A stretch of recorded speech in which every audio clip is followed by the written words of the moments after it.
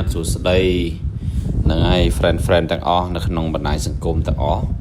នៅថ្ងៃនេះខ្ញុំបាននាំក្រុមគ្រួសាររបស់ខ្ញុំមកលេងនៅរមណីយដ្ឋានមួយនៅខេត្តកំពតបងប្អូននៅបងប្អូនស្គាល់អត់កន្លែងនេះស្គាល់ទេបាទនៅហើយខ្ញុំធ្វើដំណើរចូលមកជ្រៅដែរប៉ុន្តែផ្លូវយើងពិបាកបងប្អូនផ្លូវកលុកកលាក់អញ្ចឹងណាវាមានកលុកវាមានទូលអញ្ចឹងទៅណាបាទប៉ុន្តែផ្លូវអាចធ្វើដំណើរបានទេហើយខែនេះវារៀងហុយវាអត់មានទឹកមានផុកតែរៀងហុយអញ្ចឹងណាបងបាទមកដល់គឺយើងឃើញទេសភាពមុនគេគឺភ្នំតែម្ដងភ្នំស្អាតហើយយើងចូលមកក្នុងតែពេលចូលក្នុងឃើញមានទឹកបងប្អូនណាបាទឃើញមានទឹកមានអីអញ្ចឹងណាគេ design គេធ្វើរបៀប picnic បាទហើយនេះគឺជាជើងភ្នំតែម្ដងបាទហ្នឹងហើយ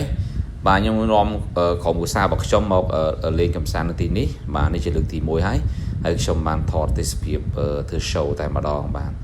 នេះបើមានពេលនាំក្រុមគ្រួសារមកកម្សាន្តនៅទីនេះបងប្អូនណាមានអារម្មណ៍ប្លែកបាទអ្នកណាដែលមិនទាន់មកគឺមានអារម្មណ៍ប្លែកតែម្ដងបាទឃើញថ្ងៃរៀបលិចមានពពកជើងភ្នំអញ្ចឹងណាបងប្អូនបាទជាពិសេសគឺទេសភាព360ដឺក្រេតែម្ដងបាទហ្នឹងហើយស្អាតហ្មងទេសភាពបាទហ្នឹងហើយបាទមើលទៅណាបាទត្រជាក់ភ្នែកមែនតើជាពិសេសគឺភ្នំបាទដូចជានៅជើងភ្នំបូកគោបាទបងប្អូនហ្នឹងហើយអញ្ចឹងបងប្អូនមានពេលទំនេរកុំភ្លេចណានាំបងប្អូនមកបាទមកលេងកម្សាន្តណាក្រុមគ្រួសាររបស់បងប្អូនដូចជាក្រុមគ្រួសាររបស់ខ្ញុំសូមជូនពរបានសុខសប្បាយអរគ្នាបងប្អូនណាបាទ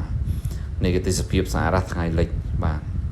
ហ្នឹងហើយមានទេសភាពផ្សេងទៀតហ្នឹងហើយខ្ញុំថតអត់អស់ទេដោយសារពេលល្ងាចតែហើយអញ្ចឹងណាបាទហ្នឹងហើយនេះគឺជើងភ្នំបូកគោបងប្អូនណាបាទហ្នឹងហើយកន្លែងបើមានកន្ត្រករឬក៏យើងជិះរឡើងទៅលើល្អហើយតម្លាក់មកក្រោមល្អទេសភាពស្អាតម្ដុំនេះបាទហ្នឹងហើយដូចជាមានតែប៉ុណ្្នឹងទេបងប្អូនណាបាទនេះក៏ខ្ញុំធ្វើ show